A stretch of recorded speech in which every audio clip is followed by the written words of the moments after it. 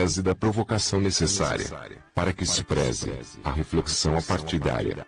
A provocação assertiva, de uma avaliação eletiva, deverá ser feita com imparcialidade, e dirá, na cara da facção do imbecil e afoito poder picareta, o som da legalidade, para a eleição de 2018. População de bem e apartidária, escuta. Para a eleição vindoura, é lamentável, mas não tem nenhuma solidária, justa e rara opção, tão promissora e confiável, capaz de fazer o que tem prometido. Só quem for deplorável capataz do poder usurpador miserável, tem, de fato, defendido que de ruim está a dizer uma porção de candidato fingido, a fim de receber votação. Eleitor responsável e sem partido, não vai se envolver na divulgação da imbecil enganação e nem na corrupção que tem ocorrido no Brasil, com a permissão da ausente e funesta jurisdição senil que tem sido conivente com a situação deprimente desta nação. O Lula está no fundo de uma prisão, acusado de ser ladrão, e não tem liderado nenhuma pesquisa de opinião comunitária e nem de rebelião carcerária, segundo a opinião dos meus amigos direitistas, que são inimigos dos meus amigos esquerdistas.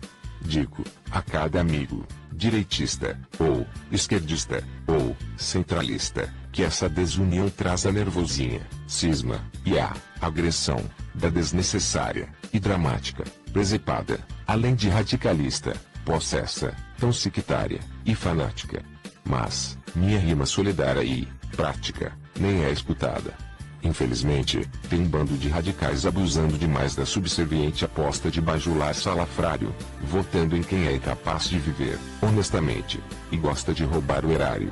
Por falar em aposta, tomara que alguém consiga dar, sem culpa, e sem briga, uma resposta para solucionar, uma dupla, e antiga questão, quem aposta que o enredo da antipática corrupção politiqueira não encosta o dedo na fábrica da eleição brasileira? Quem aposta aqui, a soturna corrupção, nem coloca a bosta na urna de uma eleição?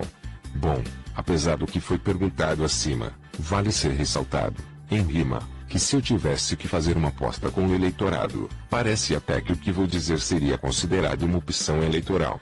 Mas não é, eu apostaria, salvo estar enganado, que se a eleição presidencial fosse neste mês, quem poderia vencer, desta vez, iria ser o Bolsonaro, ou Bolsobosta, candidato chamado assim por alguns dos meus amigos esquerdistas, fato que tem irritado os meus amigos direitistas. Esse citado candidato tem me lembrado muito, de fato, a história do envaidecido e empolgado Collor de Mello, ou Collor de Merda, chamado desse jeito, com rebeldia, pela oratória do aborrecido eleitorado, que teve o dinheiro, que havia sido guardado na poupança, bloqueado, pelo citado politiqueiro, eleito e empossado, com esperança, presidente do Brasil. Na ocasião, Collor foi considerado um competente e viril caçador de marajás, tão endeusado, pelo eleitorado. Ele conseguiu ser eleito, mas terminou abusando de praticar afronta mandatária, com imbecil desrespeito, bloqueando o que conseguiu encontrar na conta bancária do povo surrupiado, antes de ter renunciado, como renunciou, tentando escapar da cassação. Porém, ficou encurralado, por não negociar com o Senado, e nem escapou. Todavia, como a memória do pueril leitor é curta e confia na oratória de enganador sutil, hoje em dia, Collor se inseriu na história como senador do Brasil. Se Bolsonaro tem um raro estilo de sinceridade política, tem também um vacilo de agressividade crítica. E, apesar de ter, talvez, até o que seria bom, intento, para melhorar a segurança da nação e acabar com a lambança da corrupção, não marcaria esse tento, ao julgar contra a lambança da coligação congressista, de uma confraria tão vigarista, de interesse nojento.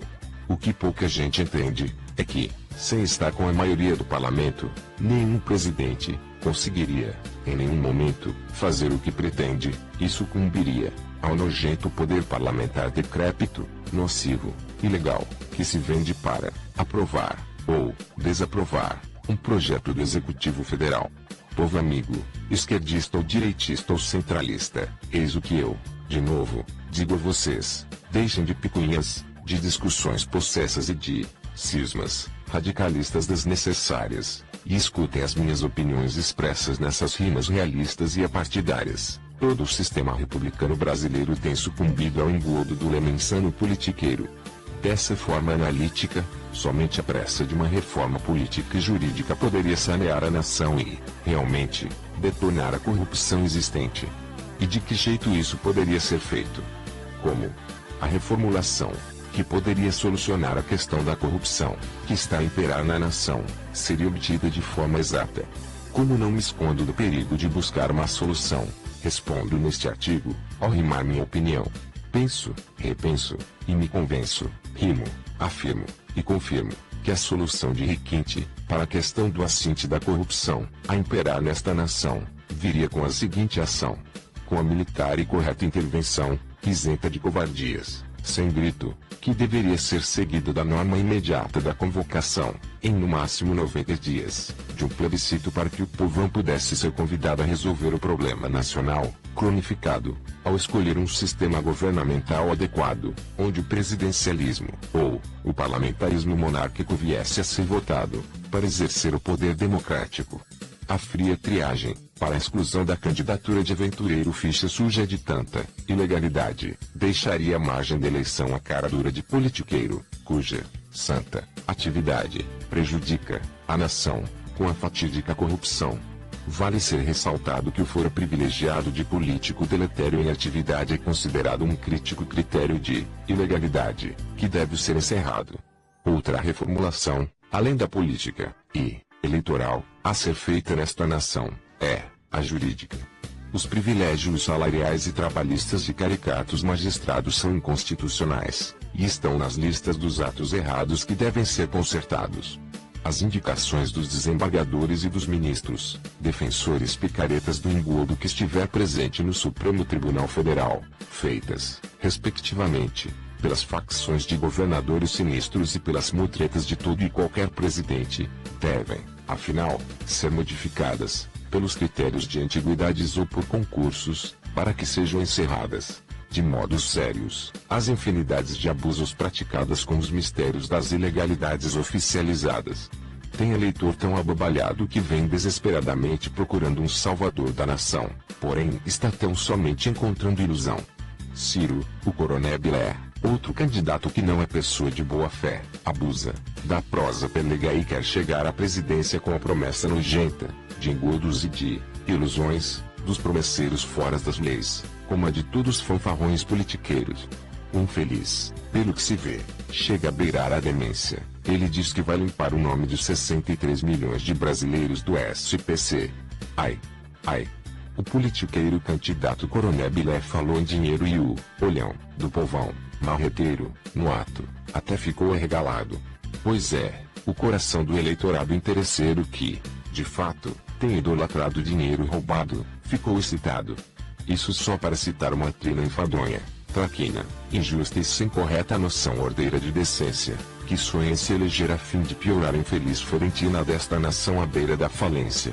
Graças a tanta gestão politiqueira sem competência, que desde que assumiu o poderio republicano, só fez o Brasil entrar pelo cano. Qual honesta opção presidencial bacana tem, afinal, nesta nação surreal republicana, transformada numa republiqueta de banana, surrupiada por uma porção de picareta, de sacana, desrespeitada por uma coligação de mutreta insana. O poder jurídico embromador processual ordinário, com hipocrisia, somente quer saber é de receber, do poder político gestor oficial, o salário em dia, diferenciado e realmente superfaturado. O povo raquítico, eleitor, trivial, otário, que poderia também ser remunerado condignamente, como o político e o judiciário, pela mutreta, é desprezado, jogado na sarjeta, aceita tudo calado e ainda tem ajudado o picareta a ser votado, e nem tem reclamado de juiz, nem de desembargador, nem de ministro do Supremo Tribunal Federal Brasileiro, que tem absolvido infeliz, usurpador, sinistro e cara de pau politiqueiro. O eleitorado abestalhado tem preferido receber dinheiro roubado, ou escutar e crer em promessa de bandido politiqueiro, e lamentar, por sofrer o revés de brigar entre si, ao invés de se unir, urgentemente, de maneira verídica, como importa, para punir a politiqueira e jurídica patota sorrateira e fatídica da embusteira política brasileira. no Congresso Nacional, nas Assembleias Legislativas, nas câmaras de vereadores desta nação brasileira, existe um universo eleitoral perverso e ilegal, uma porção de feira politiqueira e triste.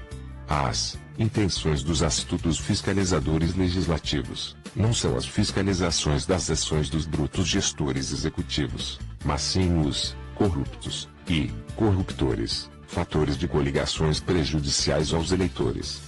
Assim, enfim, para mim, não há promissora opção nessa vindoura eleição. A opinião que tenho o direito de ter e emitir é minha. E não aceito me envolver com quem preferir fazer picuinha política e desfazer da rimadinha crítica que faço. Afinal, sem embaraço trivial em meu espaço virtual e também no real, sobre o cangaço eleitoral imbecil que se tornou o Brasil.